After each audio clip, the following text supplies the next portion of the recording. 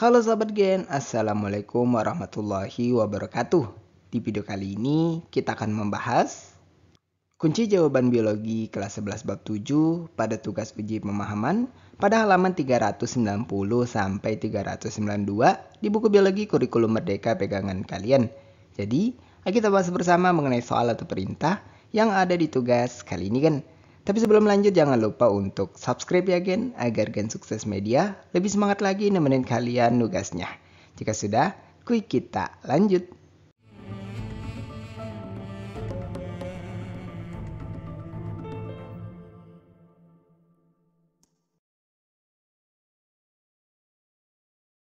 Baik, kita masuk pada soal pertama berikut ini. Seorang siswa mencium aroma tidak sedap dari tempat pembuangan sampah yang menyebabkan rasa ingin muntah. Aroma tidak sedap tersebut diterima oleh ujung saraf autonom nomor titik-titik. Baik, jawabannya ada pada opsi A, yaitu CN1, yaitu terkait dengan saraf olfaktori, yang merupakan saraf kranial atau cranial nerve yang berfungsi dalam persepsi bau. Ketika siswa mencium aroma tidak sedap, rangsangan diterima oleh kemoreseptor di hidung dan dikirim ke otak melalui saraf olfaktori. Adapun terkait rasa ingin muntah, ini bisa muncul sebagai respon refleks yang melibatkan saraf kranial X yang terkait dengan vagus. Tetapi penerimaan aroma tetap dilakukan oleh saraf kranial 1 yang terkait dengan saraf olfaktori. Oke, kita masuk pada soal kedua. Perhatikan gambar sinapsis berikut.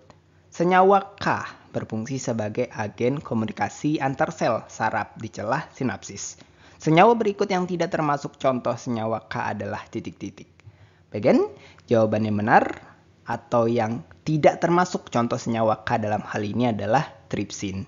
Senyawa K dalam gambar mewakili neurotransmitter, yaitu zat kimia yang berfungsi untuk mengirimkan sinyal antara neuron melalui celah sinapsis. Beberapa contohnya ada asetilkolin, dopamin, serotonin, dan adrenalin. Adapun tripsin ini bukan neurotransmitter, melainkan enzim pencernaan yang berfungsi memecah protein dalam usus halus.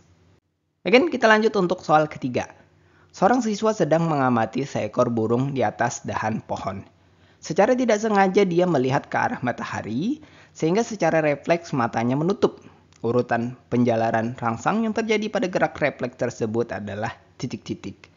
Baik, kita bisa pilih opsi yang D sebagai opsi yang dianggap benar. Dengan urutan, yaitu rangsang, neuron sensori, otak tengah, kemudian neuron motor, dan efektor.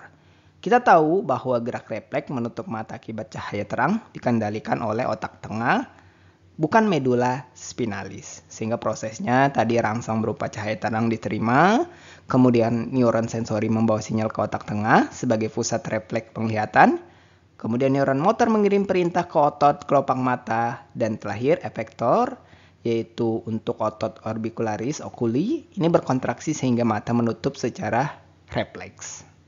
Again, kita lanjut untuk sesi kedua, yaitu pada sesi B dengan rujukan berupa teks wacana berjudul penyakit epilepsi atau AYAN untuk menjawab soal nomor 1 dan 2 nantinya. Untuk perintah soal pertama sesi yang B, berilah tanda centang pada pernyataan-pernyataan yang dianggap tepat. Dan berikut ini adalah hasil analisis terhadap jawaban atau perintah yang ada pada soal nomor 1 ini berdasarkan wacana penyakit epilepsi atau AYAN. Untuk pernyataan pertama dianggap benar. Dalam teks disebutkan bahwa cerebral palsy termasuk faktor yang dapat meningkatkan risiko epilepsi. Untuk pernyataan kedua dianggap salah, di mana epilepsi adalah gangguan sistem saraf pusat, bukan gangguan sistem hormon. Ketiga, ini dianggap benar, karena epilepsi menyebabkan kejang, mendadak, dan kehilangan kesadaran. Penderita epilepsi berisiko mengalami kecelakaan jika berkendara sendirian. Keempat dianggap salah, epilepsi bukan penyakit menular, melainkan gangguan saraf akibat impuls listrik yang berlebihan di otak. Dan pernyataan kelima ini dianggap benar, salah satu gejala epilepsi adalah kejang yang bersifat kambuhan dan muncul tanpa penyebab yang jelas. Jadi pernyataan yang dianggap benar ada pada pernyataan 1, 3, dan 5. Baik, kita masuk ke soal kedua pada sesi yang B ini sebagai soal terakhir kita di sesi tugas kali ini. Berilah tanda centang pada kolom benar atau salah untuk setiap pernyataan yang ada ini, Gen. Dan berikut ini adalah hasil analisis berdasarkan pernyataan ini dianggap benar atau pernyataan yang juga dianggap salah. Untuk pernyataan yang A ini dianggap salah.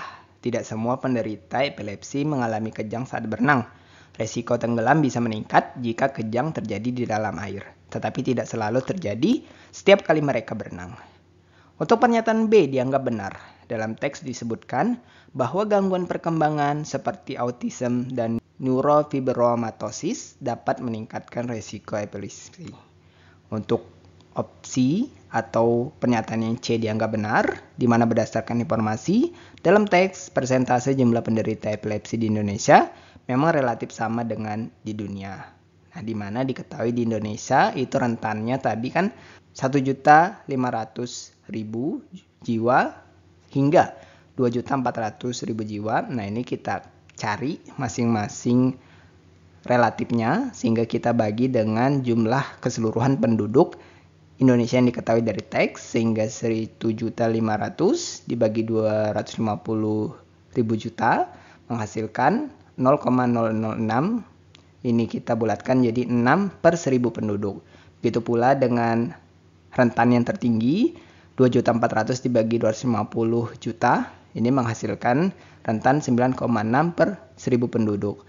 Nah, jika rentan ini yaitu 6 sampai 9,6 per 1.000 penduduk, ini masih berada dalam kisaran global yaitu 4 sampai 10 per 1.000 penduduk dunia. Sehingga pernyataan ini kita anggap benar. Untuk pernyataan D juga dianggap benar. Penderita epilepsi bisa diberikan obat untuk mencegah atau menahan kejang, seperti yang dijelaskan dalam teks. Adapun untuk pernyataan yang E ini dianggap salah, di mana diketahui belum ada obat yang dapat menyembuhkan epilepsi sepenuhnya.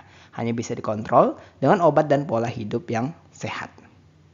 Nah, Gen, itulah pembahasan sekilas kita untuk uji jawaban biologi kelas 11 bab 7 pada sesi tugas uji pemahaman pada halaman 390 sampai 392 di buku pegangan biologi kurikulum merdeka. Terima kasih karena telah menonton video ini sampai habis, Gen. Jika dirasa video kali ini bermanfaat, jangan lupa untuk like dan subscribe ya, Gen. Sampai jumpa di video berikutnya dan wassalamualaikum warahmatullahi wabarakatuh.